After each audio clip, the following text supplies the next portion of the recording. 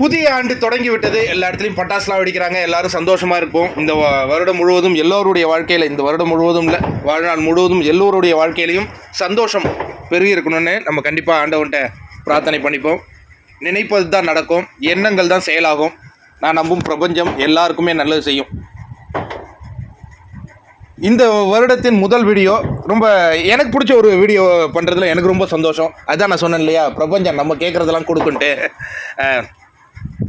Big Boss season 7 winner யார் அப்படிங்கிறது நம்மளுக்குள்ளே பலவித கருத்துக்கள் போயிட்டுருக்கு. இவங்க ஜெயிச்சா நல்லா இருக்கும், இவங்க ஜெயிச்சா நல்லா இருக்கும்னு நம்ம பேசிகிட்டு இருக்கோம். அங்கே மாயா ஒரு வெற்றியாளரை அறிவிச்சிருக்காங்க. யாருக்கிட்டனா லைவில் போயிட்டுருக்கு இந்த நிகழ்வு. இந்த இடத்துல பார்த்தீங்கன்னா மாயா உட்காந்துருக்காங்க, விசித்திரமா இருக்காங்க, அதுக்கப்புறம் பார்த்தீங்கன்னா பூர்ணிமா இருக்காங்க. இந்த ஃபைனல் டாப் 5 பற்றி பேசிகிட்டு இருக்கும்போது டாப் 5க்கு வந்து தினேஷ் மணிலாம் வரதுக்கு சான்ஸ் இருக்குது அப்படிங்கிறாங்க.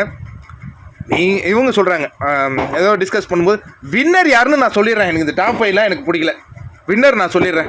வின்னர் யார்? அர்ச்சனா தான் வின்னர் அப்படின்னு மாயா சொல்கிறாங்க. என்னது அர்ச்சனாவா? என்ன திடீர்னு அப்படி சொல்கிற? என்ன மாயா?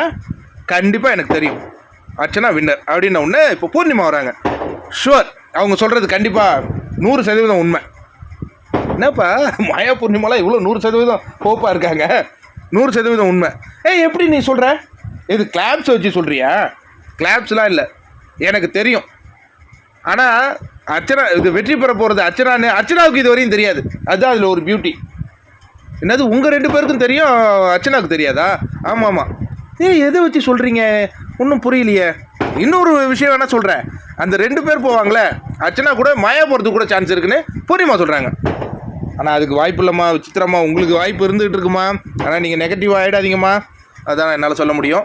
எனிவே, என்ன பூர்ணிமா இதுக்கு ஒரு விஷயம் சொல்கிறாங்க. இந்த ஷோ வந்து ஓட்டிங் அடிப்படையில் தான் நடக்கும். உங்களுக்கு இன்னுமா புரியல? டோமெக்ஸ் கேம் ஆடணும், ஞாபகம் இருக்கா? வாக்குகள் எங்கேயோ இருந்தது. அதுக்கு அடுத்தது விம் ஒரு கான்டெஸ்ட் நடத்துகிறாங்க, எங்கேயோ போகுதுங்க. அதில் இப்போ நீங்கள் நினைக்கலாம், அதில் மணி ரவீனா இருந்தாங்க, இதில் மாயா விக்ரம்லாம் இருந்தாங்கன்னு. அதெல்லாம் கிடையாது. அர்ச்சனா இருந்ததுனால தான் அந்த 2 டீமும் வின்னு. அர்ச்சனா தான் வின் அப்படின்னு பூர்ணிமா கணிச்சு சொல்கிறாங்க. பூர்ணிமாவின் கணிப்பு நிறைவேற வாழ்த்துக்கள்.